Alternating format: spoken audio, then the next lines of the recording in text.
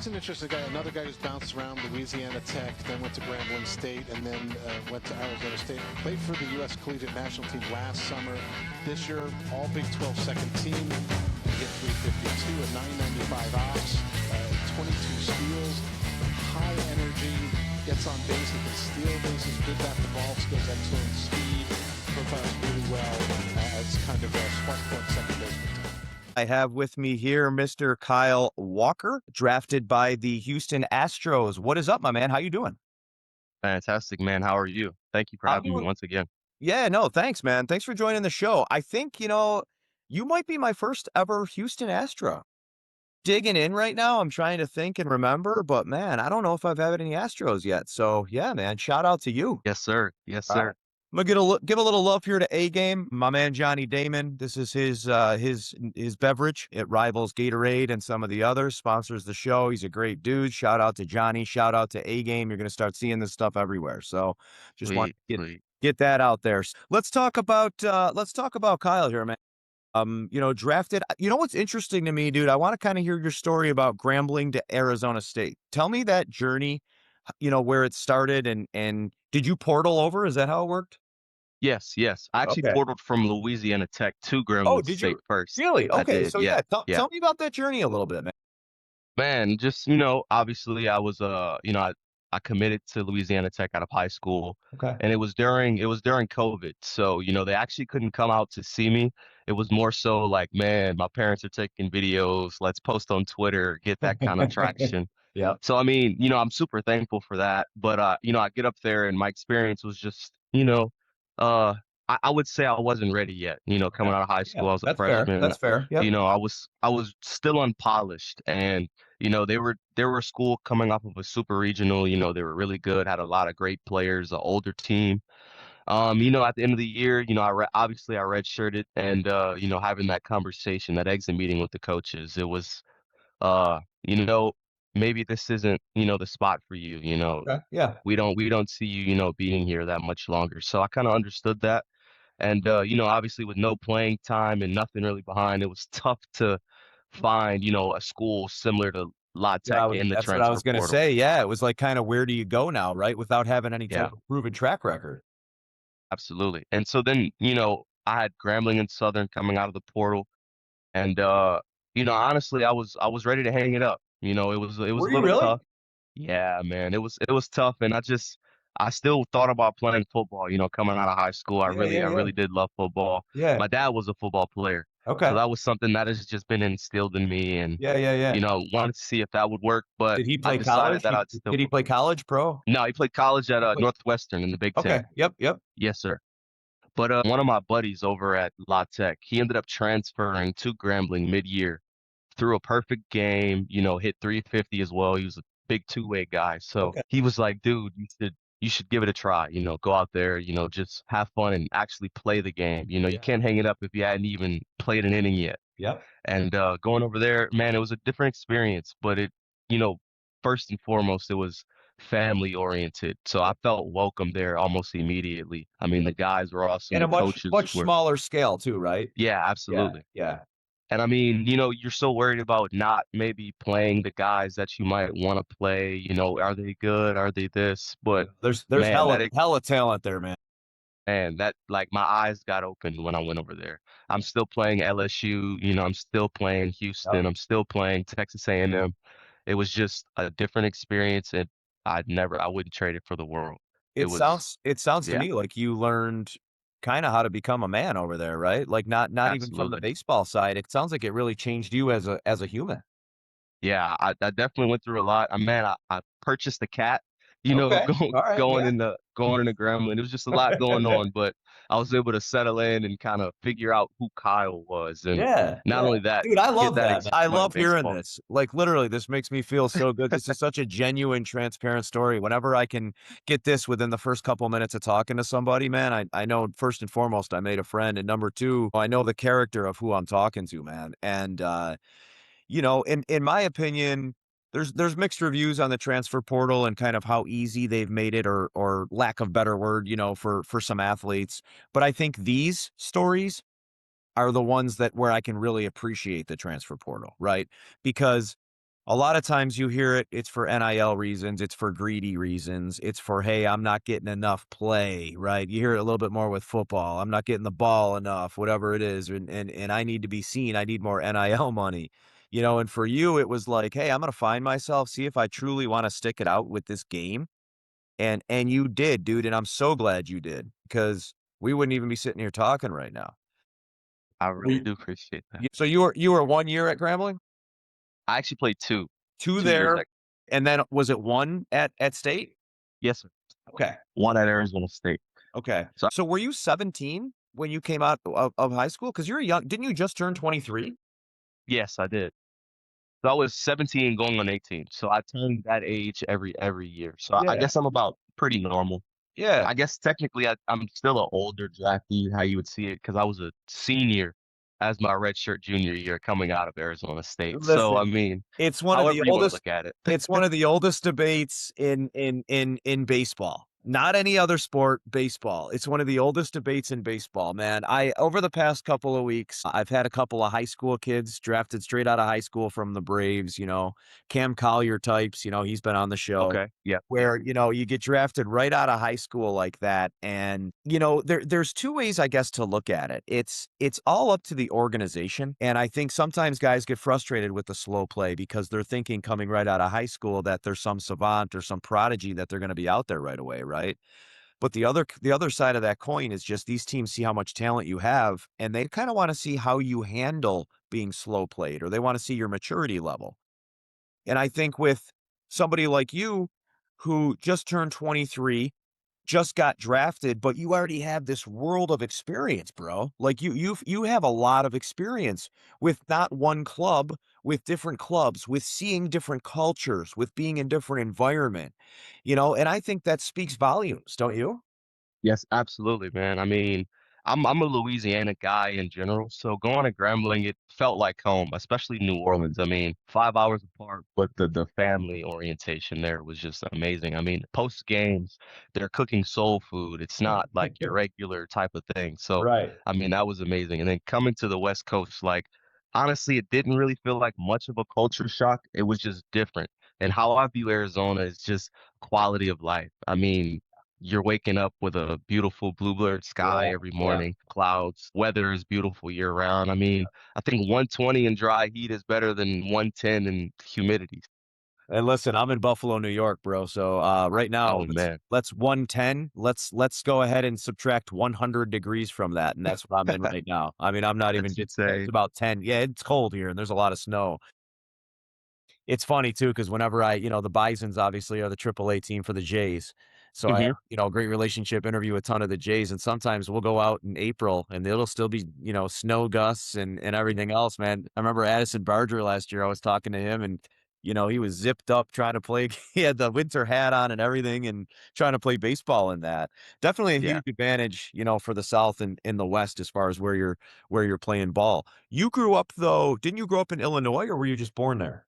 So I was born in Illinois. So that's actually where my parents met. So all three, I have two older brothers. They were both born in Illinois as well. Okay. But and as soon as I was born, I mean, I moved right back down where my dad, because my dad is from Louisiana, Okay. moved immediately back down. Yeah. And that was New Orleans or that was in Yes. yeah, all New right. So Orleans. New Orleans is home then. Yes. Yeah. All right. So shout out Lil Wayne then. Shout out Lil Wayne. Shout out Lil Wayne, man. Yeah. I love New Orleans. I proposed to my wife in New Orleans, dude. Oh wow. Yeah. That is awesome. I'll Okay. tell you the real quick story. We were I took her down there and I had the plan and I had the ring and I was like, all right, I got to do this, but I wasn't thinking. So from Buffalo going down to New Orleans, you gear up because Buffalo was cold. So I had the jeans and like a hoodie or something on. We're rolling through New Orleans and I'm just pour now I'm nervous. Plus I'm pouring with sweat because it's like 90. And I finally, man, I had this whole thing in my head about how I was going to do it. And I finally got to and I go, yo, stop a minute, right? And I just did the bend on the knee. It was like in front of some weird fountain that was all dried out. There was probably a couple homeless guys there or something. That's where I did it, man. I couldn't take it anymore. You know what I mean? But I get that. Yeah. but that was my New Orleans story, dude. And I love the city. I love a lot of the things that are not touristy about it. One of my favorite things about New Orleans was going and visiting all the different cemeteries and some of the old Magnolia Yeah. stuff. I like the real going and seeing stuff, you know what I mean? So, but a beautiful place, and I'm sure growing up there, it's very laid back, right? Definitely, It's very definitely. it's very chill, and I think Arizona's that way too. It's got kind of a real laid back vibe, right? You're not in the East Coast, New York City, that up tempo type stuff. And, so the culture does have a lot to do with that. And that actually might help patience a little bit too. You know what I mean? Definitely. I mean, being in Grambling itself, I think that was patience because, I mean, your closest thing was two exits of like food. You had a strip of food. I mean, you're cooking by yourself all the time, Is man. it is it way up north? Yes, yes, Okay. Yeah, it must have. Yeah. All right. So it's way up north there. The part of Louis nobody knows anything about it or goes there. yeah.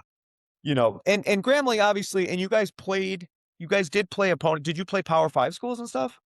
Yes. So I mean, those would be our midweeks until you kind of make a regional, that kind of run. Yeah. So I mean, we played LSU like both years that I was there. We played LSU twice, played Mississippi State twice, and played Northwestern State, played. You don't hear a lot of people coming out and being drafted from Grambling. Is there less of that, or do people transfer out and get drafted out of somewhere else? Or am I wrong? Is there a lot of talent people do get drafted out of there? Do you tell me? So actually, I was drafted out of Grambling You were. before I transferred. Yes, Okay. and before By me, we had who? a By catcher, who? the Kansas City Royals. It was the Okay. 16th round. Yeah. Okay. So you decided though, see, and I love these stories, Matt, but you decided to stay and do your thing. I hear that a lot with guys. It just wasn't the right time or the right offer or the right whatever, right? Yeah, absolutely. I mean, I got the opportunity to go play with Team USA. I saw that, man. Um, That had to be amazing. yeah, and then met Ben Jacobs, who was the Yep. Friday guy at Arizona Yep. State. Yep. Kind of was like, "Hey man, like need a second baseman." Willie Bloomquist is our head coach. We have a Yeah. great staff, like Yeah. 14-year big leaguer. He's a He's a legend. Yeah. middle infielder, and I had a long conversation with my dad like the last night at USA, and was like, "Dude, this seems like an opportunity," but I was really afraid of leaving, especially because, man, I just built a strong relationship with family that, Right. when I was down in the dumps, they picked me up, and leaving them behind and not going, taking another opportunity it was definitely tough. And it was tough to tell my coach like I'm getting ready to leave and it's not going to the draft. I'm gonna go to another school again. How did he embrace that? How was his reaction? Honestly, it was so much better than I expected. He kind of encouraged me. It was no bad, but it was, man, like I understand this is your journey, your career. Yeah. I'm just really glad that I was able to help you That's in the so cool. process. So And that's dope. Yeah. So he had, yeah. And it's one thing to say that, but it sounds to me, just based on your relationship and the way that you're describing it, is that he really meant it, absolutely. that he I was mean, I there. still talk to him to this day. Like Yeah. before I came back up to visit Arizona State, I mean, I went up there for 2 weeks and I worked with those guys and just was around just to be there because, man, I'll never forget that place. They Yeah. definitely made me who I am. Yeah. Yeah. And that'll always be home to you, man. And that's really kind of a heartwarming thing, dude. Like I absolutely love hearing it, man. Let's talk about you and your neck for hitting. Everything I'm reading right now, on Kyle Walker is just this kid can hit basically in any situation, right? Being a situational hitter, and I don't really like the term utility player so much. I think it's thrown around a little bit too much when so a second baseman, right? And someone of your I think right now what I'm seeing is just a natural knack for the plate. This guy can hit everything, a very good walk to strikeout rate. You're not striking out a ton. And what I really like, man, and correct me if I'm wrong with this, but you're not looking for the long ball, right? Like you're not going out there trying to crush it, dude. It's like chicks dig the long ball. Well, great. I'll play small ball and I'll get to where I need to go. You know what I'm saying? Absolutely. And Yeah, and you get right, and you got the speed. I'll take someone who's hitting 369 over a guy who's hitting 217 and knocking them out of the park any day of the week. That's just if I'm a manager, that's how I'm looking at it. I mean, you're gonna get more looks, you're gonna have more longevity. Bro, I was blessed to have Tony Gwynn Jr. on my show. nice. And just hear I'll send you this interview when we're done. And just hearing some of the stuff when he talks about who in my opinion is the greatest hitter ever is Tony Gwynn. And Absolutely. right. And I mean, that guy hit 394 one year, like played 158 games, hit 394. It's unheard of, right? I don't, but hitters, genuine, true hitters guys like you, they're becoming a little bit more rare in the game. By the end of the year, you'll have like 5 guys who are over 320 now, right? What's your approach on hitting, and what do you think your secret? What's your recipe to just making sure there's contact, or what's your hitting approach? Well, man, like I said it a lot when I was at Arizona State. I mean, I think my at bats are typically over within the first 3 pitches. Really? And I think so. Like for the most part, obviously, unless there's a ball early in the count and I really have to, Yeah, or yeah, a yeah. situation of the game. But I mean, I think within those first 3 pitches, I'm gonna get something that I really want to hit. Okay. And typically a fastball. And if it's not a fastball, it'll be a slider up there. Like they wanna get it over for a strike. So I Yeah, mean, yeah. man, hunt something up and hard and just hit Yeah, and but run. bro, Like that's always not been my everybody MO. can hit that. Not everybody can say that. Like that's crazy. But it's not arrogance. It's confidence. There's a big difference, man. I mean, Yeah. you're a humble dude. That's what Yeah. I love about baseball, man. That's what I miss a little bit about. It's coming back in the game now. You saw what the Jays did, the World Series. It's really coming back now. That's what's coming back in the game, and it fits Kyle Walker perfectly, man. You're very responsible player. You know what I'm saying? And you have the tools. Like you have the tools. How would you assess yourself? Am I accurate with it, or is this like, man, what's this guy talking about? Like, does this sound like No, it? no, I agree with that. I think I see myself as a gritty player. Like Yeah, I'm one of all those in grit, guys who bro. are just Yep. gonna do anything as long as the job gets done. So whether I gotta lay a bunt down, whether I gotta really steal a bag, if I gotta steal both, just whatever is gonna get the job done. Get a guy over, take an ugly swing, like whatever it is, Yep. as long as the job gets done.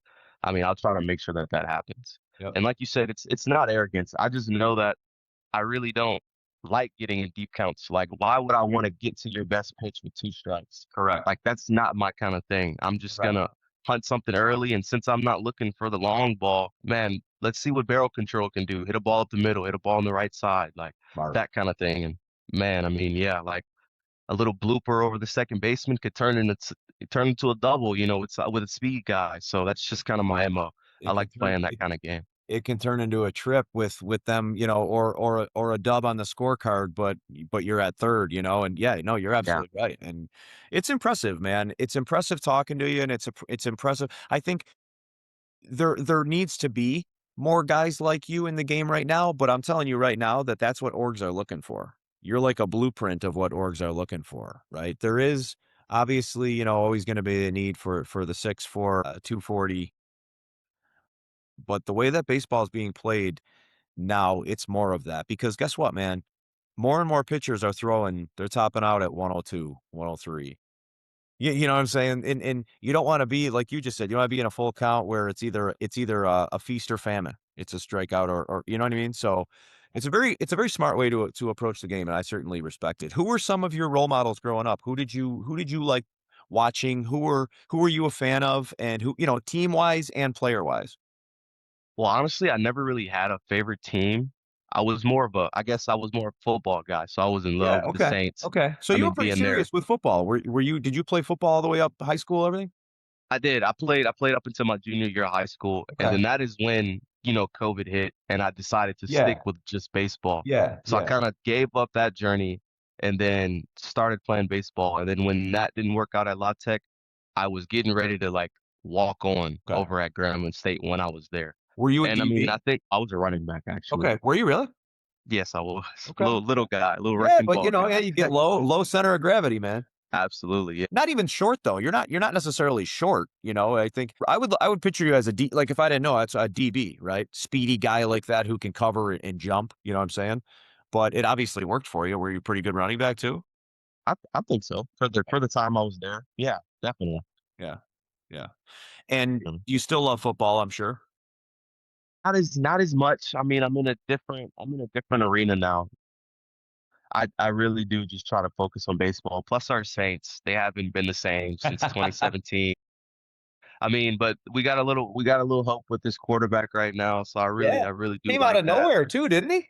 Man, came out of nowhere. I mean, everybody talks about that combine video, but man, you got to watch the guy play the game, and he is a gamer. and Broke you gotta out love of that. nowhere. People can say anyone outside of New Orleans had no idea who he was until week 13, and then all of a Yeah, sudden he came in just tearing it up. And, there's guys like that every once in a while. I'm so happy for him too, because he seems like a great down to earth dude, right? And listen, you can talk about your Saints, but we're talking about rebuilding our own team that is supposed to be this perennial Super Bowl team. mm, You and I could sit and talk for hours about it, I'm sure, but you don't know. Like the Saints next year could all of a sudden be 13 and whatever, because look at what New England just did. They're in the Super Bowl. yeah, Super Bowl. Who Yeah. were a couple of your players though with baseball? Did you not really follow anybody? No, I did. So I really liked Brandon Phillips growing up, as an infielder. Yeah. And I mean, obviously watching Bryce Harper's career, just Yep. seeing what he would do with his dad, like that was big with my dad too. He was like, dude, Bryce Harper took 200 swings a day with his dad. Like, Yeah. why can't you do that? This Really? kid is different. Yeah, it was that kind of thing. And man, like we ended up seeing that guy. He's gonna be a Hall of Famer. So just watching those two, I mean, and their work ethic, like Brandon Phillips probably the smoothest infielder other than like Ozzie Smith to me, in my opinion. Brandon I Phillips, mean, he's underrated, man. Those years with the Reds, very, he was slick with that glove, dude, and I don't think he got the attention he deserved. yeah, definitely. And I mean, now, I guess if I'm talking now, I mean, I love watching Shohei Ohtani swing a bat, dude. Like I know. it's unreal. It You can't is. It you can't really get tired of it either. I see Yeah, Ohtani, he's just able to reach anywhere. You go inside, it looks like it's gonna hit him, and it's a double, like, yeah, and it's wild, man. He's a gift.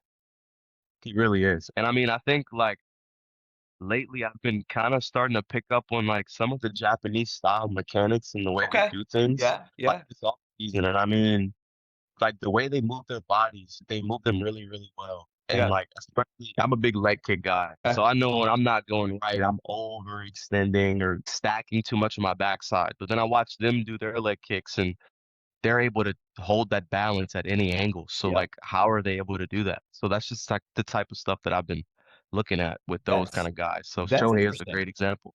That's Yeah. really interesting, yeah, and I think that, you can see it with those some of their smaller guys too, like Kim, who the Braves second Yeah. baseman now. He's really, I think he's special, man. I think he's got, he started a little late, but I think he's got a great career ahead of him still. And I don't know what you mean, with even the swing, it's a little Hmm. sometimes a little more compact for those guys, but they have the balance, and it's, Yeah. definitely. It's funny you said the 200 swings thing. I've been talking, with my own kids, and I've been like quality over quantity. There's always the debate, quality over quantity, and I personally have become a quality guy. Oh, Hmm. we'll go for 30 minutes, to do some indoor hitting, and I say, "Let's get the best 50 swings you can for this 30 minutes rather than just 300 balls." So I guess, you could look at it both ways. I don't know. If you're doing it right, if you're as good as Bryce Harper and you were doing it right and you're swinging right the whole time, then I guess you're safe. Might be maybe And different I for guess, everybody. and as I've aged and I understand now, like definitely the quality over the quantity. Yeah. But I think as like growing up, I think it was more so of like getting the reps and Getting the work. seeing what it would feel like. Yeah, and that kind of work. And I mean, I think that does go a long way for younger guys. Obviously, I didn't have all of the best facilities being in New Orleans coming up like that. So it was just kind of like, man, let's go to the park and get what we could. Like, Yeah. and me and my buddies would always be out there and we just get after it. So I mean, but definitely now like quality over quantity. I mean, if I go in the cage and I hit 20 backside liners, man, I'm getting Yeah. out of there. Like, there's no Right, way. I don't yeah, need to hit yeah, anymore. yeah, like, don't like, "That was good, let's get out of here, man," right? Because I don't wanna, Yeah. yeah, that's a huge, huge point. Is your dad still real involved? Is he still, like, coaching you up and helping you out? 100%. Absolutely. I mean, I'm like, so I'm teaching him what I learned now, Okay. and he's coming back, and dude, I mean, the game doesn't change. So like, there's some mental cues that worked for me in high school that still work for me Yeah, now. sure. And as I learned, like some of this, not all information is good information for you. That's a And great point. That's a very cerebral thing to say, man. who you are as a hitter is kind of who you'll always be. Your swing won't change. So whenever you're at your best, whether like doesn't matter what year that was, there was something you were doing right at that time that Yep. you can translate into your current self. And so that is where my dad is my biggest help there. I think sometimes people, when you say the swing won't change, they try to modify things or do things that ends up throwing them out of whack, right? When say you're a 282 hitter, it's a pretty solid average, right? And somebody wants to become a 294 hitter and they end up becoming a 252 hitter, right? I think I'll take that 282. And you kind of got to look at it like that. If you have that natural swing and you're able to do that and be productive, don't change a whole lot. If it's not broke, don't fix it, right? Yeah, absolutely. Because I mean, yeah, your swing is your swing. Your swing is your swing, man. Couple more fun questions for you, man. This is great conversation. I'm enjoying it, but I'll let you go here. You said you're, New Orleans, obviously. So what do we got for a favorite food? What is this? Is this the Ooh, Creole stuff, man? You a gumbo guy? Like what? Where are you at? definitely, yeah. Oh, definitely a gumbo guy. I mean, Yeah, that's every holiday. yeah, We have gumbo, but I mean, favorite food is probably just my mom's lasagna. I really? mean, dude, Okay. it's out of this world. I don't know what she does different. Yeah, I'm a big pasta guy, so yeah, man, having that pasta and meat and cheese is just, come on now. yeah, Like it, yeah. Making me hungry right now saying that, man. Lasagna. That's an underrated food too. Just like whoever we mentioned before. That's a Brandon Phillips food right there. I like You, cabbage and rice as well. That's you probably up there. you a crawfish guy? Definitely, Yeah? definitely. You eat Yeah. those things. You'll just eat those. I mean, yeah, I don't know. Like, you just grow up doing something, you don't even realize it. Then, you go somewhere else and they're like, dude, what is that? And you're Yeah. like, man, I'm right at home. This is normal. I'm not touching one of those suckers. I'm not touching one, man. I'm not doing it. Thing You crawling can't around. knock it till you try it. Well, I guess, yeah, but I don't know. You'd have to force one of those things into my mouth, I guess. Do you cook or is that, something you picked up with mom? She teaching you how or anything? That's a mix of both. I find myself being a little lazy at times where I don't want to, or, Yeah. spoiled where I didn't really have to cook being in college just because of the meals that I was getting as an athlete Yep. or, Yep. post game stuff. But I think I could cook a little bit. Yeah, All right. All right. And you're admitting it, man. You're a little spoiled. I yeah, like that, right? Yeah. Takes a man to admit it, right? for sure. I'm gonna wrap up with this question. All right. If you could have dinner with 3 people, dead or alive, okay? Doesn't have to be sports related. All right? 3 people, dead or alive. So it's you and me, right? So it's you and me. We're going to a dinner, we're chopping it up, and you can invite 3 people. I'm just along for the ride. I would say Kobe Bryant, Awesome. Derek Jeter, Okay. probably LeBron James. So it didn't have to be athletes, but you went there anyway, Yeah. right? I think my life is geared towards, me trying to be the best kind of player I can be. And those are 3 guys that, have the best mentalities in their own right. Like, Yeah. obviously, 2 of them are basketball players, but I mean, everybody talks about the Mamba mentality. Oh yeah, man. And Yeah.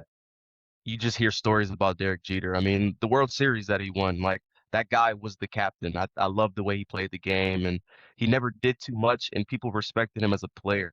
It's not that he was, rude or, arrogant. It was, man, he set the standard for those guys, and I strive to be a player like that. Yeah. And I mean, LeBron is LeBron, obviously. He's LeBron. No. my favorite player. Yeah, I dig it. I mean, I'm a Michael Jordan guy, so you're always gonna go Michael Oh, versus LeBron. But I'll tell you this though, man. Michael Jordan, like, listen, LeBron James is the best athlete I've ever seen. yeah, Athlete. Okay. You can't argue with it. Like, I have a personal preference because I grew up watching Michael Jordan.